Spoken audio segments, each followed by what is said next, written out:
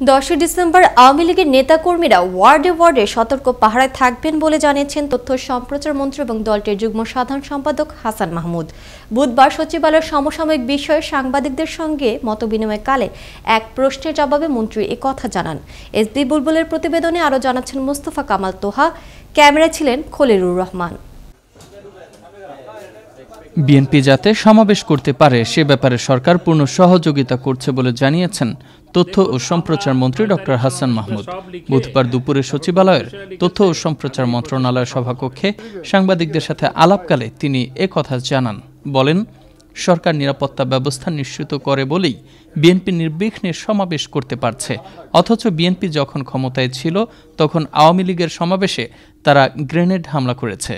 তারা যাতে সমাবেশ করতে পারে সেজন্য সরকার সর্বতোভাবে তাদেরকে সহায়তা করে এসেছে এবং তারা সেজন্য নির্বিঘ্নে সমাবেশগুলো করতে পেরেছে।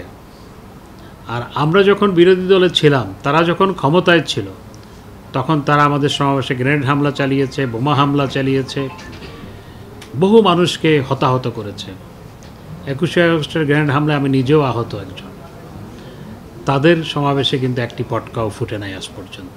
এটি সরকার নিশ্ছিদ্র নিরাপত্তা ব্যবস্থা করেছে বিধায় এটি এইভাবে নির্বিঘ্নে তাদের পক্ষে সমাবেশ করা সম্ভবপর হয়েছে। মন্ত্রী জানান, বিএনপি যে ধরনের সমাবেশ করতে চাইছে তার জন্য পূর্বাচল ছাড়া জায়গা নেই। তবে হেফাজতের মতো বিশৃঙ্খলা সৃষ্টি করতে বিএনপি নয়াপল্টনে সমাবেশ করতে চায় বলেও দাবি করেন মন্ত্রী। 20 লাখ মানুষের জন্য তো পূর্বাচল ছাড়া আর কোনো জায়গা নাই আসলে। তো তারা কেন নয়াপল্টনের সামনে করতে চায় সেটি সহজেই অনুমেয়। তারা বিশৃঙ্খলা সৃষ্টি করতে চায়। তারা ওই হেফাজতে ইসলাম যে ধরনের বিশৃঙ্খলা সৃষ্টি করার অপচেষ্টা চালিয়েছিল সেই ধরনের বিশৃঙ্খলা সৃষ্টি করতে চায়। তারা প্রয়োজনে গাড়ি ঘোড়া ভাঙচুর, অগ্নিসন্ত্রাস সেগুলো করতে চায়। মানুষের সম্পত্তির উপর হামলা পরিচালনা করতে চায় দেশে একটি বিশেষ পরিস্থিতি তৈরি করার জন্য। 10 ডিসেম্বর বিএনপির সমাবেশকে কেন্দ্র করে বাস ট্রাক মালিক সমিতি যানবাহন চালাবে কি না এমন প্রশ্নের জবাবে মন্ত্রী জানান, সেটি তাদের ব্যাপার।